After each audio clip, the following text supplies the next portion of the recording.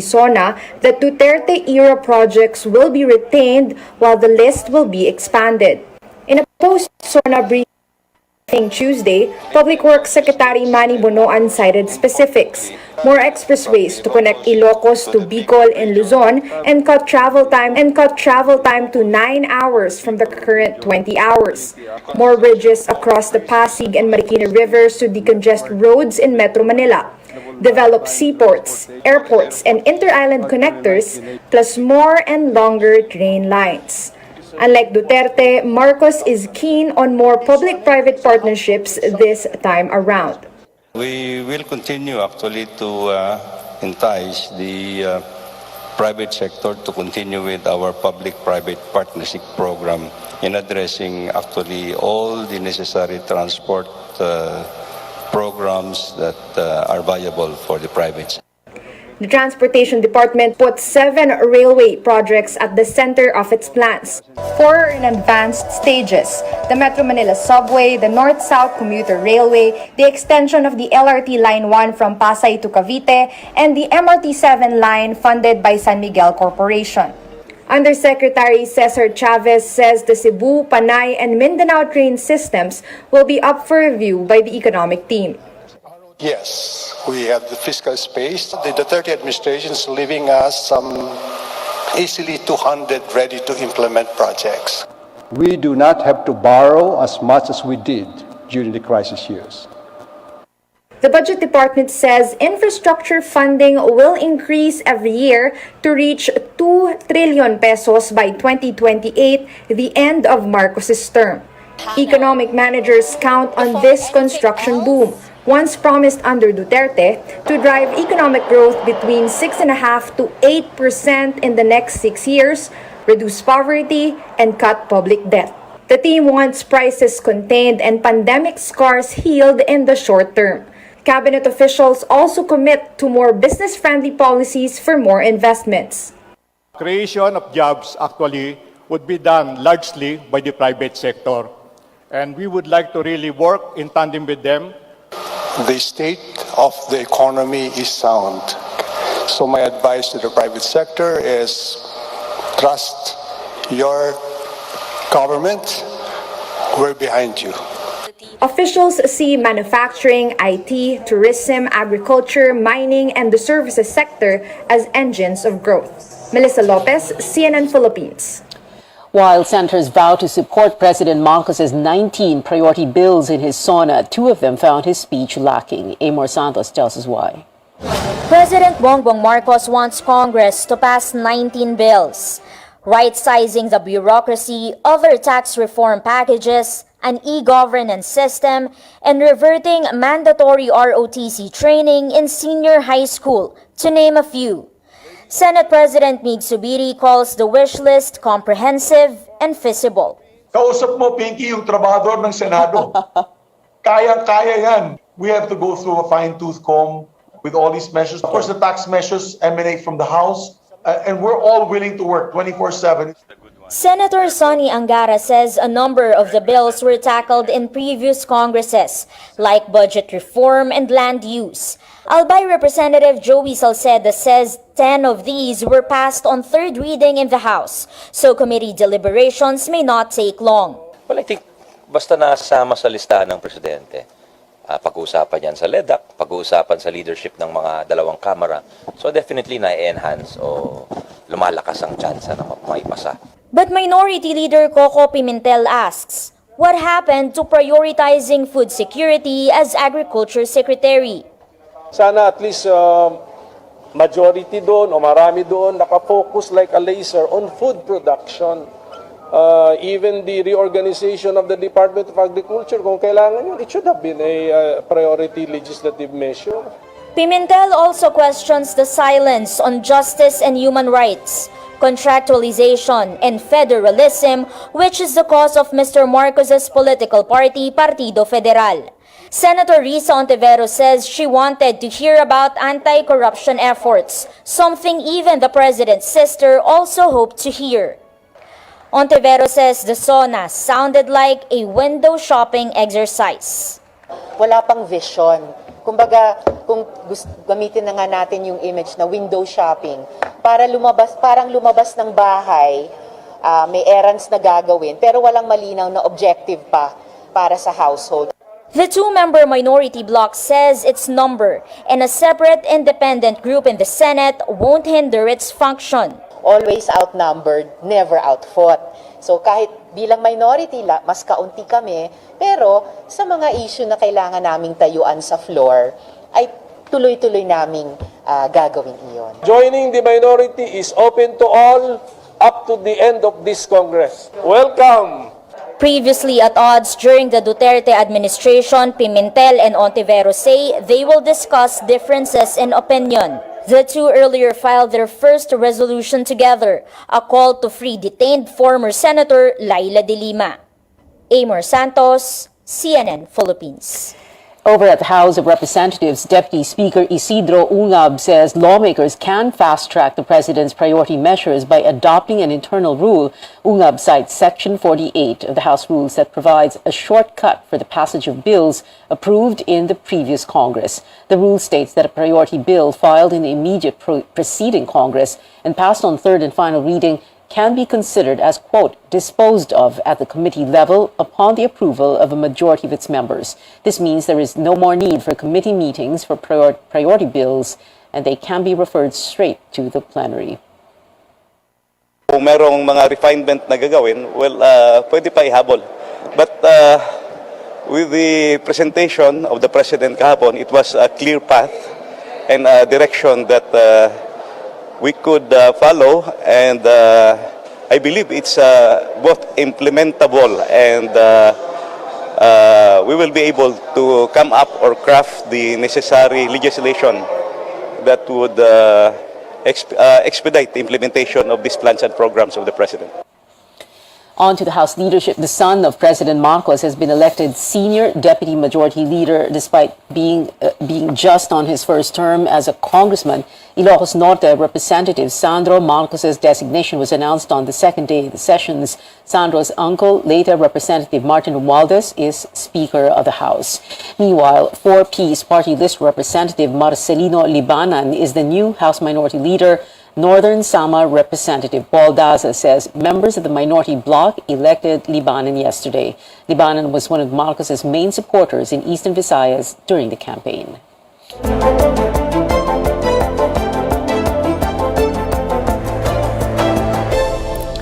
COVID-19 cases in the country could reach as high as 19,000 daily by end August, but health officials say the figure may be less with better vaccination numbers. The lowest projection is at nearly 6,200 cases per day.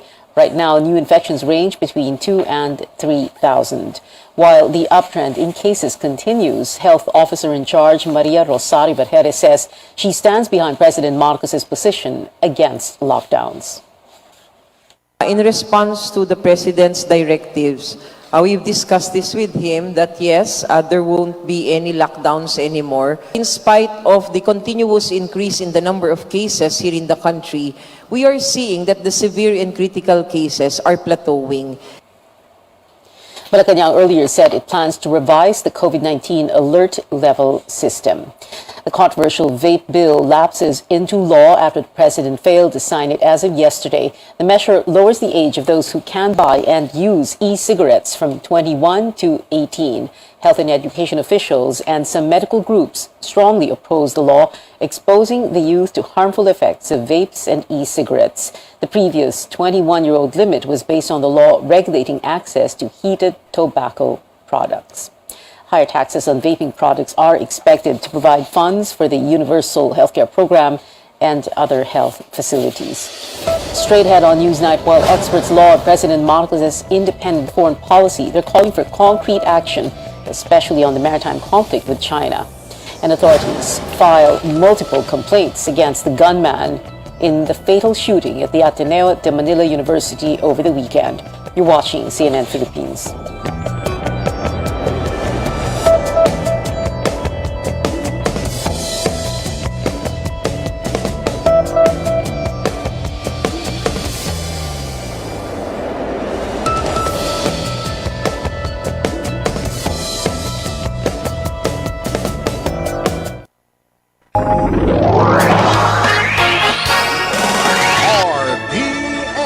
DXKP Pagadian.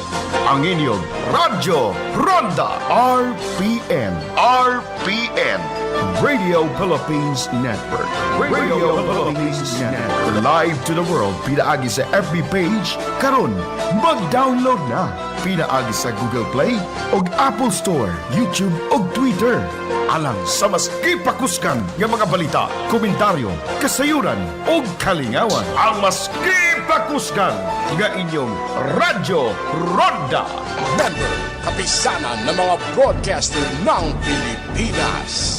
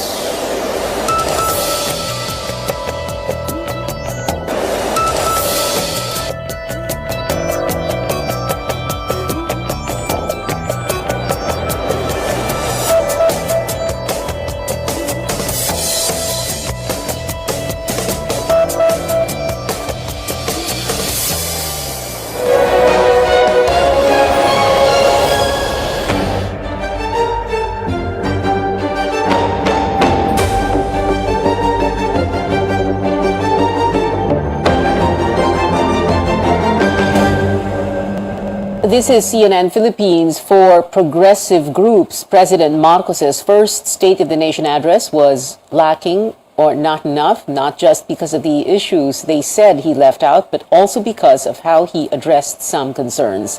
Anjo Alimario filed this report. I know this in my mind. I know it in my heart. I know it in my very soul. The state of the nation is sound.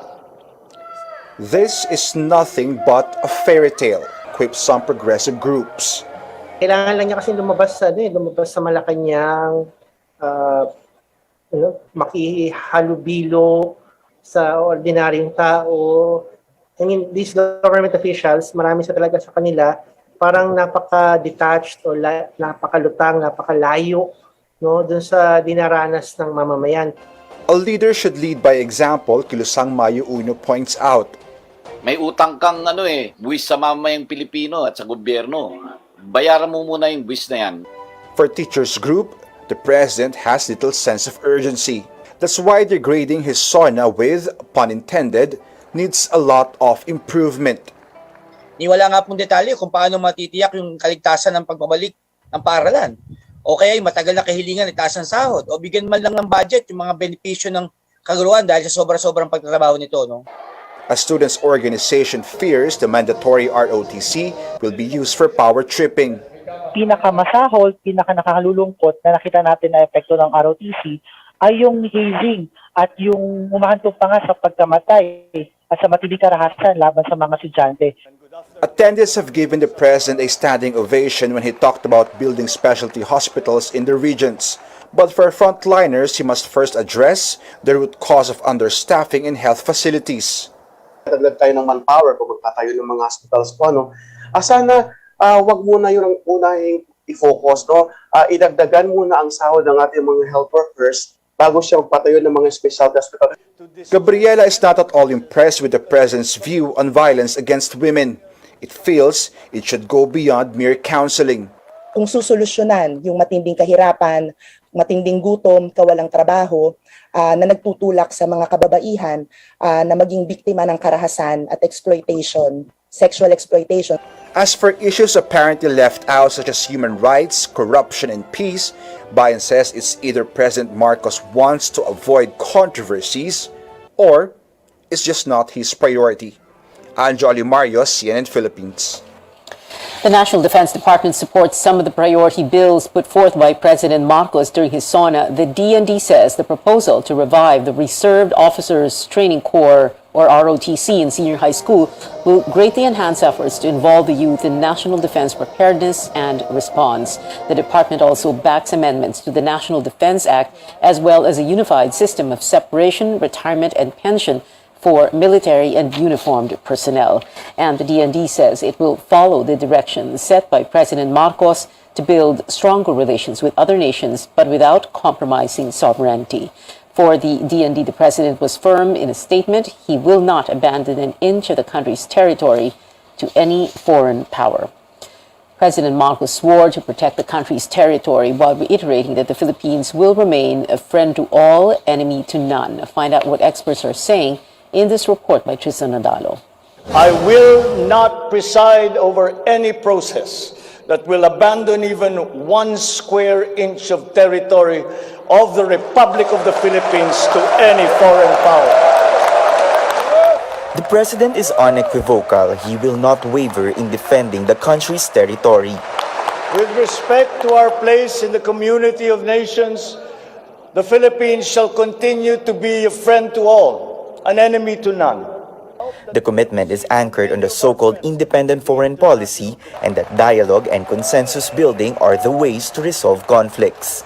We hope to see necessary steps being taken in pursuit of such a strong and bold opening statement. Another expert says an independent foreign policy is a delicate balancing act since the Philippines is in a strategic and vital location in the region. There are also caveats and dangers. This is expensive in a way that in terms of rhetoric, it's very nice to hear about it, but when you implement it properly, this is a little bit scheming because, of course, we have defense treaty alliance with the United States, and also we are forging a stronger partnership with China and some other emerging great powers. There was no mention of the 2016 arbitral ruling and the West Philippine Sea dispute in the president's first State of the Nation address, while another analyst says President Bongbong Marcos's remarks were carefully crafted. It's not really politically safe at this time, to qualify or to insert the arbitral award. The immediate follow-up was that we will remain close friends or partners with everyone else. So there's that balancing act in the SONA. Former Foreign Affairs Secretary Teddy Boy Locsin Jr. says the friend to all, enemy to none policy is not new, but it has been effective in managing the situation in the region. He adds the Marcos administration may reopen talks with China on joint oil and gas exploration, but it should make sure these are within constitutional limits. To help President Marcos realize his vision of an independent foreign policy, experts agree that the country must have a credible defense system and make sure to spell out the country's national interests while engaging with two global superpowers, the United States and China. Tristan Nadalo, CNN Philippines. In other news, the anti-graft court has denied a government appeal on the dismissal of a civil case filed against the family of President Marcos. In a 12-page ruling issued on July 22nd, the Sandigan Bayan's 4th Division affirmed its initial decision, finding the Presidential Commission on Good Government failed to back its claims by evidence or with evidence. The case sought to recover a total of 200 billion pesos of alleged ill-gotten wealth from the Marcoses. It was initially dismissed in 2019, but the government filed an appeal. Former Sandigan Bayan 4th Division Chairman Justice Alex Quiroz penned the decision. Malacanang announced Saturday President Marcos appointed Quiroz as chairman of the Governance Commission for Government-Owned and Controlled Corporations, a body which oversees the quality of managing state-owned companies. The gunman in the fatal shooting at the Ateneo de Manila University in Quezon City faces more charges, this time from police. Chrissy Di Matulak with this update. The Quezon City Police District has filed a string of complaints against Dr. Chow Chow Yumol, the identified gunman in the shooting in Ateneo last Sunday, which took the lives of 3 people. Yumol was charged with 3 counts of murder and frustrated murder in relation to Section 29 of RA 10591, or the Comprehensive Firearms and Ammunition Regulation Act, violation of RA 10883 or the New Carnapping Act of 2016, and malicious mischief amounting to 80,000 pesos. The cases were filed before the Quezon City Prosecutor's Office on Monday evening. Meantime, Lamitan Basilan Mayor Oric Furigay is still in Manila to organize the wake of his wife, who was the target of Yumol in the shooting. He recalled that they were only a few cars away from his wife and their daughter Hannah, who was about to graduate. Mga 500 meters lang kami, kaya na-traffic kami. No? Mga 5 or 6 vehicles kami na naman. They went directly to this yung sa may Arete building. Kami naman sinenyasan kami ng security guard na to park our car yung sa parking area.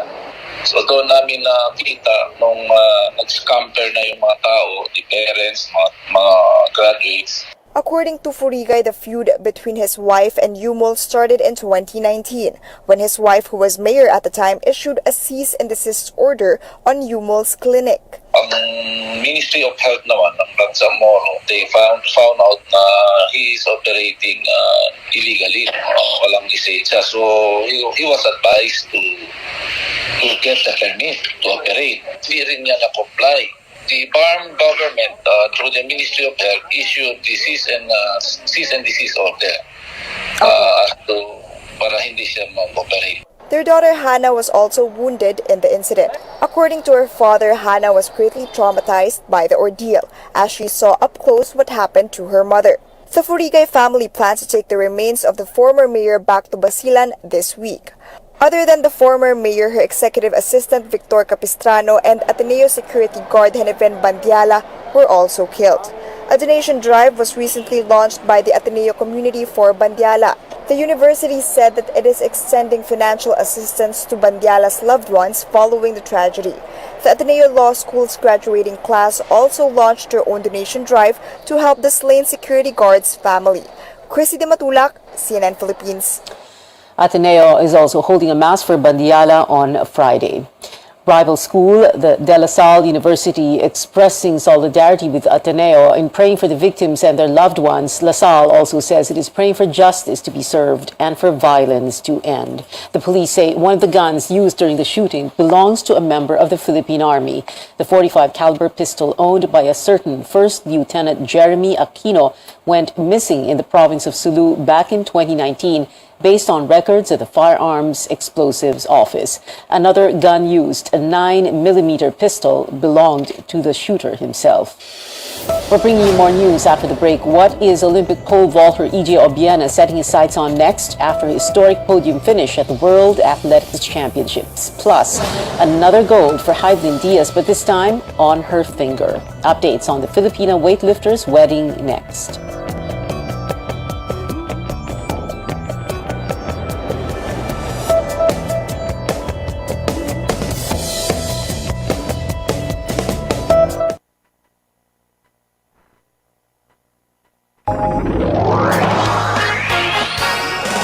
RPN DXKP Pagadian, ang inyong Radyo Ronda. RPN Radio Philippines Network. Radio Philippines Network. Live to the world, pinaagi sa FB page, karon mag-download na. Pinaagi sa Google Play o Apple Store, YouTube o Twitter. Alang sa mas ipakuskan ng mga balita, komentaryo, kasayuran o kalingawan. Ang mas ipakuskan ng inyong Radyo Ronda. Member, kapisanan ng mga broadcaster ng Pilipinas.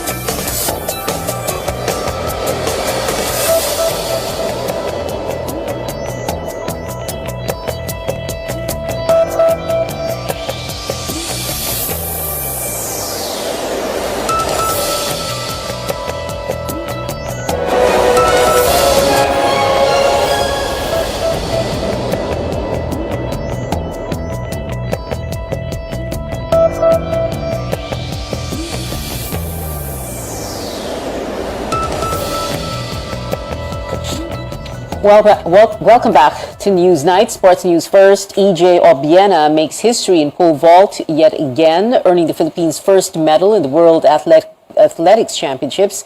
But as Pauline Versosa tells us, the 26-year-old has more plans to bring glory to the country on the world stage. Another Asian and national record has been set by Filipino pole vault sensation EJ Obiena. On Monday, the 26-year-old cleared 5.94 meters to clinch the bronze in the World Athletics Championships held in Eugene, Oregon, USA. Obiena is the first ever Filipino to get a medal in the prestigious competition. I think it just solidified what I already knew I am capable of, which is, competing with the best in the world. Obiena has churned out his best performance yet despite encountering major setbacks, including a months-long controversial rift with Patafa and a battle with COVID-19 last month. I'm very thankful that I didn't listen to those words that said, just give up. I'm proud of that. I'm proud that I stick around, and I'm proud that I am able to do what I did. Following another historic feat, the Tokyo Olympian says he's determined to get even better, especially with the playing field getting tougher and fiercer, as world number 1 Armand Duplantis of Sweden shattered his own world record at 6.21 meters.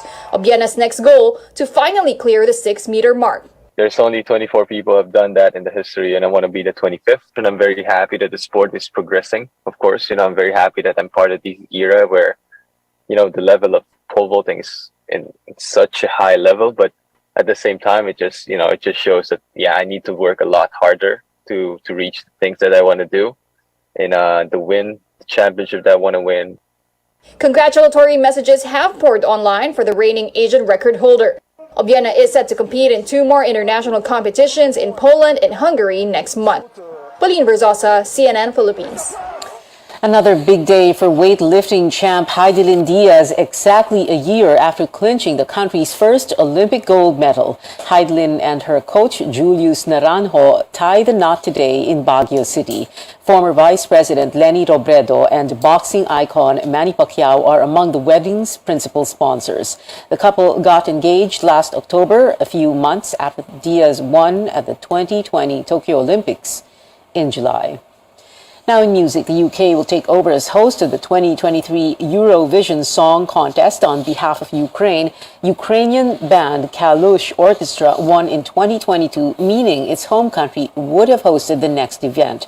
But because of Russia's war in the nation, the duty was passed to the UK as runner-up. Organizers say they will work with host broadcaster BBC to include Ukrainian elements of shows.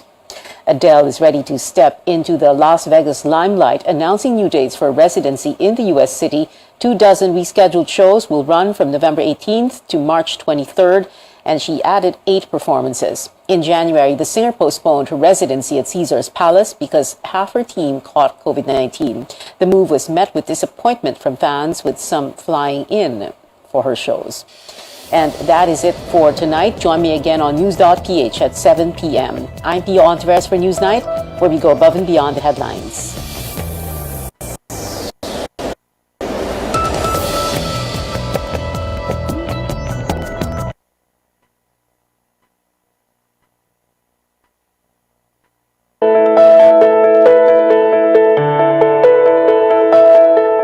We know how vital our eyes are in going about our daily life, and we must know how to keep them healthy just like the rest of our body. Now, some eye disorders result in blurry vision or even vision loss, so it is critical to prevent and diagnose eye problems as soon as possible. In today's episode, we'll refresh our minds on basic eye care and have a good view of what to do when our eyes start having issues. I'm Dr. Freddy Gomez, and this is Med Talk Health Talk on CNN Philippines.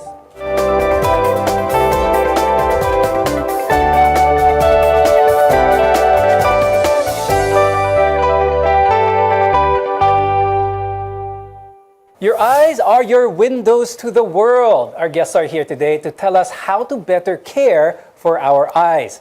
With us is Dr. Victor Efraim Paulino. He is a comprehensive ophthalmologist and glaucoma specialist from the Makati Medical Center. Also with us is Dr. Joy Go. She's an optometrist and AVP for marketing at Ideal Vision Center. I'll start the discussion here with Dr. Rem. I think it's safe to say that many people may take their eyes for granted. Those who have the gift of vision really use this every day for almost everything they do.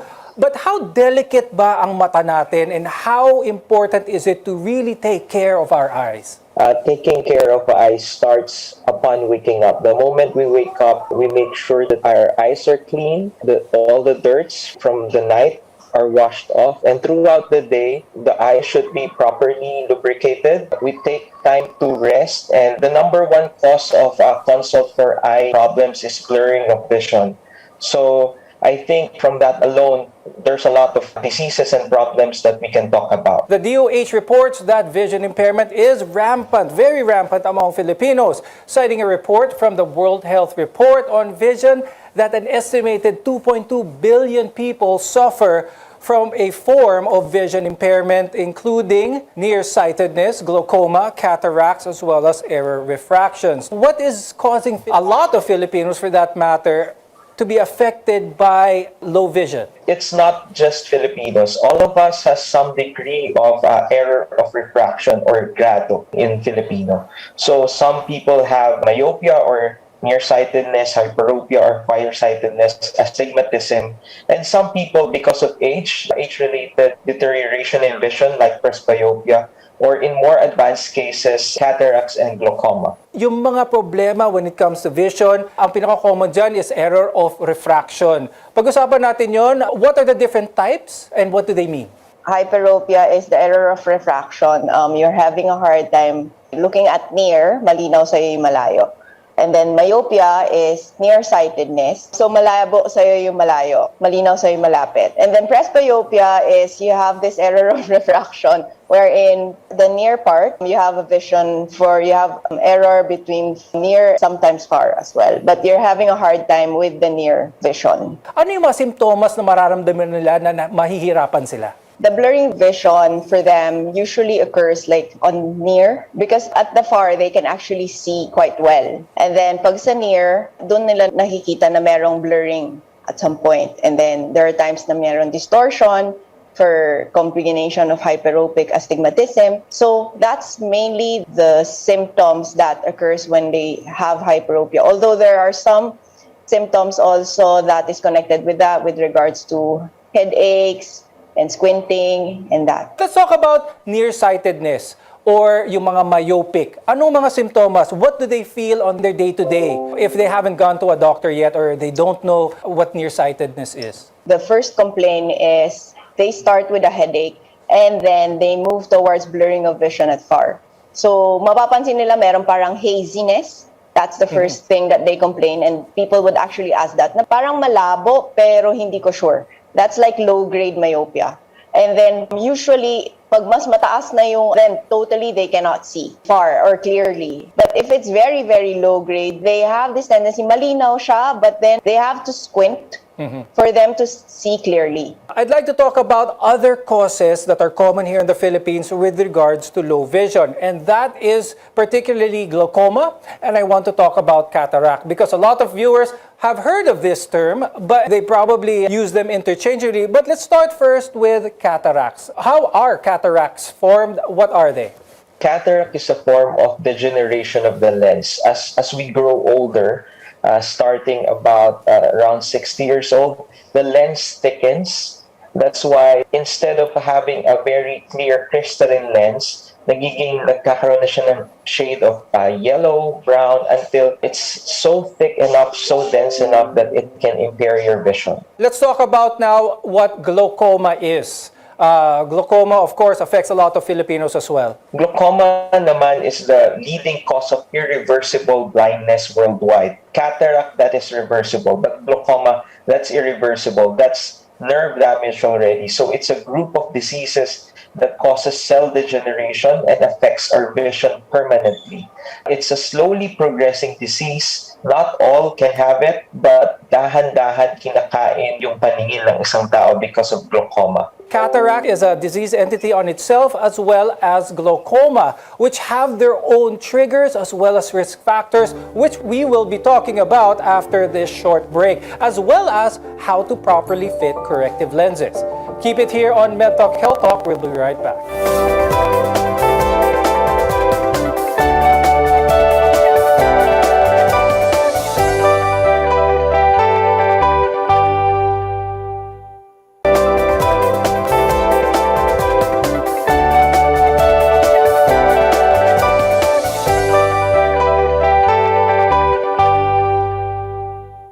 I'm Dr. Freddy Gomez and welcome back to Med Talk Health Talk.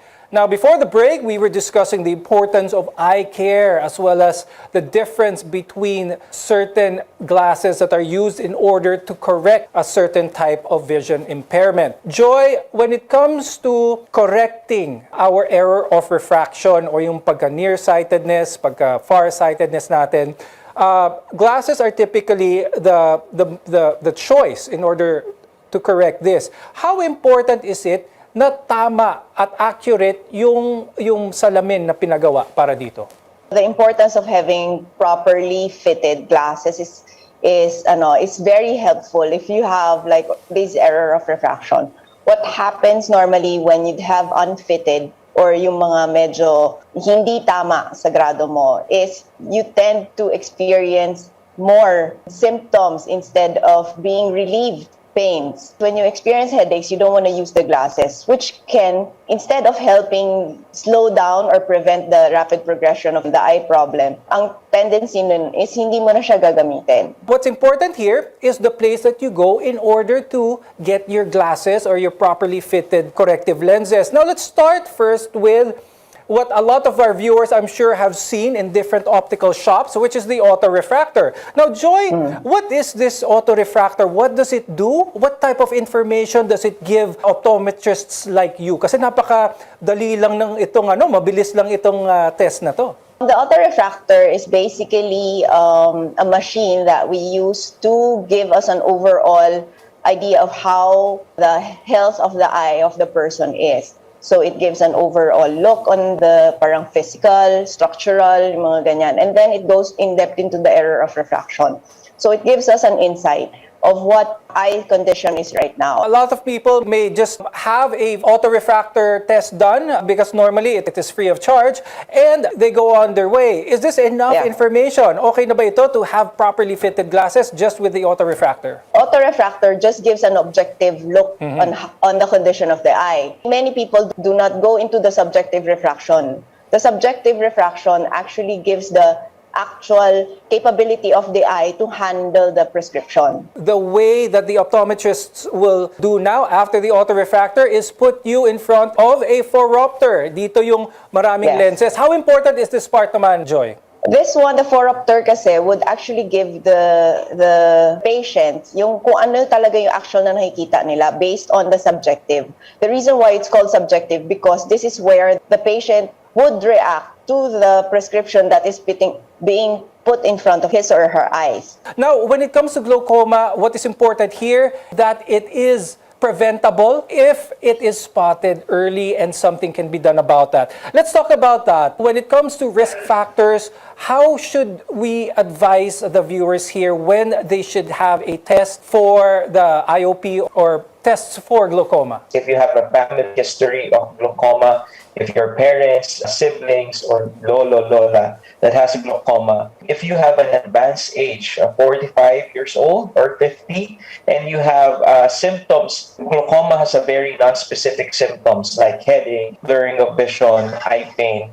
So those are the things that you might consider going to your eye specialist or eye doctors. Let's go with cataracts first. You mentioned it was thickening of that lens. So kapag ang vision ng isang tao na may katarata becomes so pronounced that their function is impaired, it is reversible. Mababalik na sa dati kapag ang katarata. Is this correct? Yes, considering that there's no other problem in the eye, it can be reversible. You can have a 20/20 vision. Okay, so what is it about glaucoma that once it happens, wala nang balikan to, irreversible na? Glaucoma is different because it affects the nerve, yung ugat ng mata. The damage that is incurred by the axons, yung cells ng mata, once it's damaged, it dies already. So, it's irreversible. Let's talk about prevention. Let's talk about early testing para ma-spot kung sakali. With these risk factors, if they are present, how often should someone be tested for glaucoma?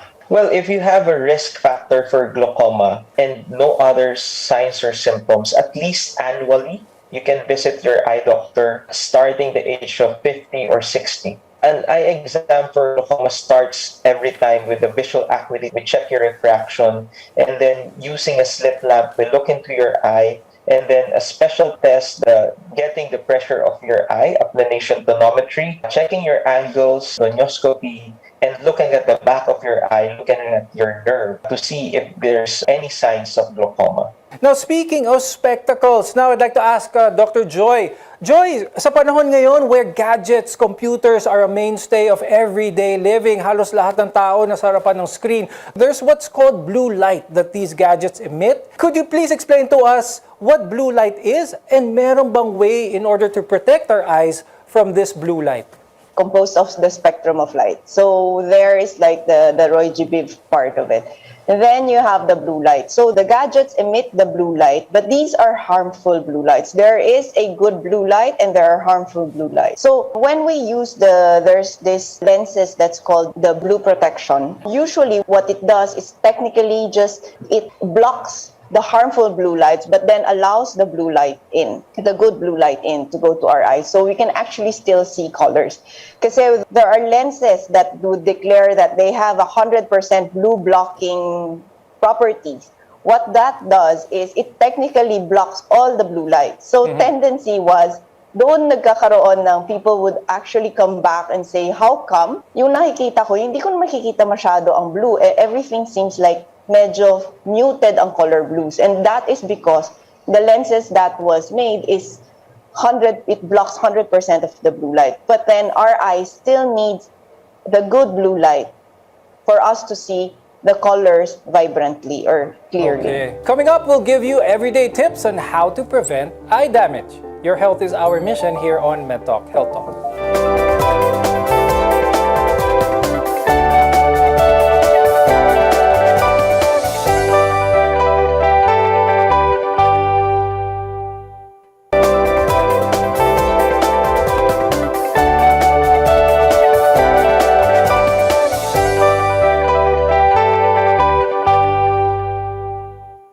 I'm Dr. Freddy Gomez, and this is MedTalk Health Talk, your partner in healthcare.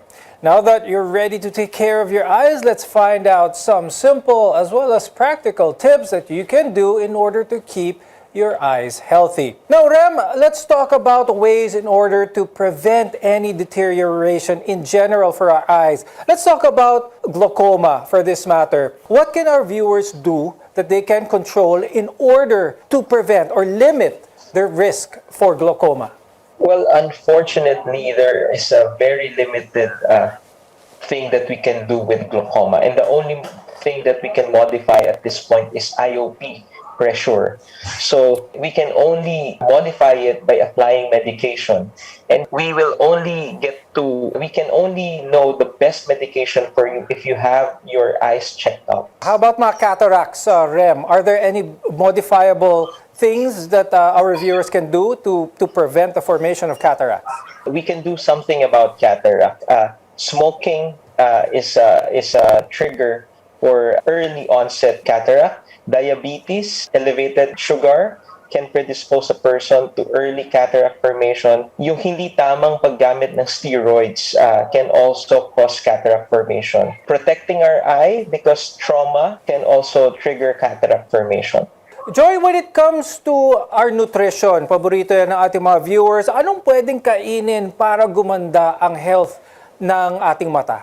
You have to take your vitamins. Vitamin A, which is, di ba, always found in the yellow. Yung mga dilaw na mga gulay is essential for the clarity of the eyes as well as night vision. And then vitamin C, yung mga fish, vitamin C as antioxidants. And then omega-3 and 6, yung mga isda, yung mga ganyan.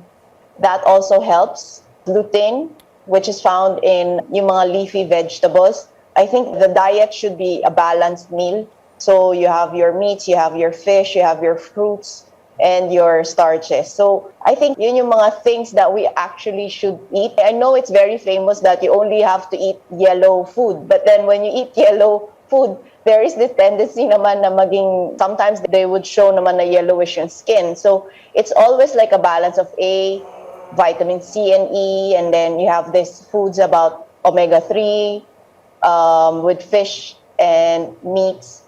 and as well as vegetables. Now, when it comes to our eye health, we have to also mention that of eye drops. Dr. Joy, pag-usapan natin yon. Ang daming mga eye drops available na pwedeng bilhin over the counter, yung iba pa via prescription.